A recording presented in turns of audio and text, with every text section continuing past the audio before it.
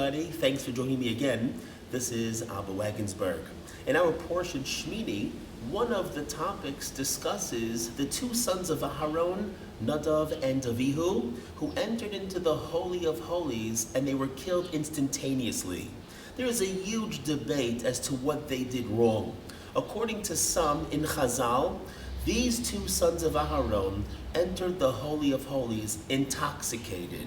They had drunk some wine before entering and therefore they died.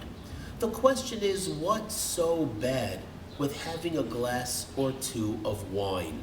After all, we're told in Psalms that drinking wine can gladden a person's heart. And we also know it says in Psalms, Ivdu es Hashem b'simcha, it is imperative that when we serve Hashem, it should be done with tremendous happiness and joy.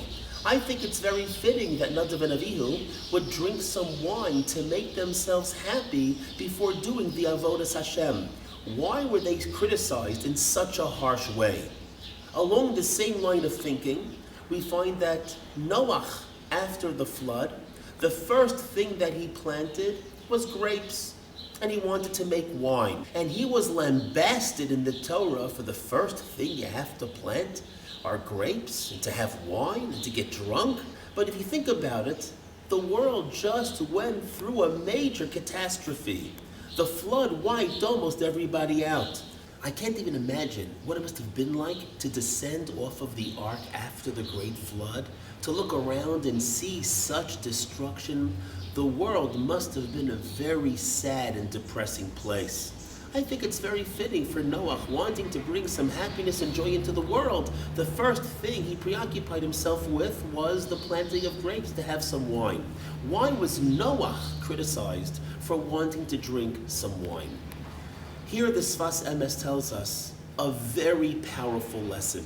He says it's imperative that when it comes to Avodas Hashem, the service of God, the happiness and joy must be generated from the avoda itself, not to need some external stimulant to make us happy, but we should be able to derive the happiness from the actual avoda, from the actual study of Torah, from the actual prayers and the mitzvos that we do.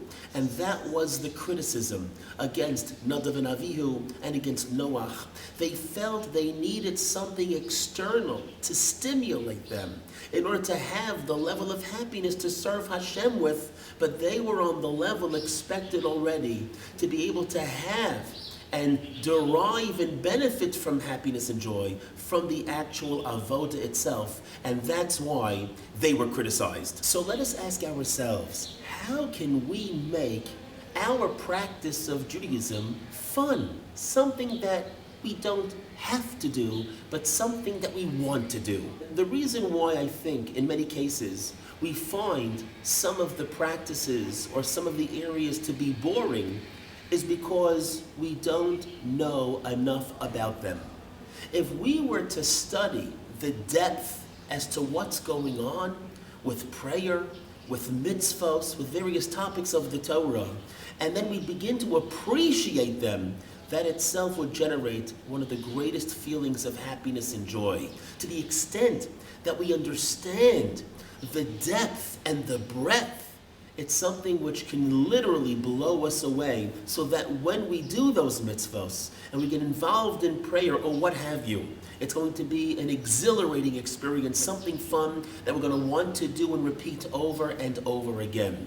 So let's all be blessed, everybody, and join me together. Let's try to further our deepened understanding of the Torah, to study not just, when I say to study the Torah, I don't just mean the halachic components, which of course we need to understand, we need to know what to do and how to go about doing them.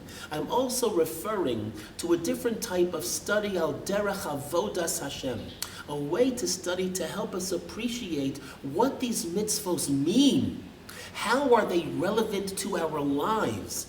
How do they speak to us? How can the Torah and mitzvahs improve our quality of life so that every single day can be filled with so much happiness and joy?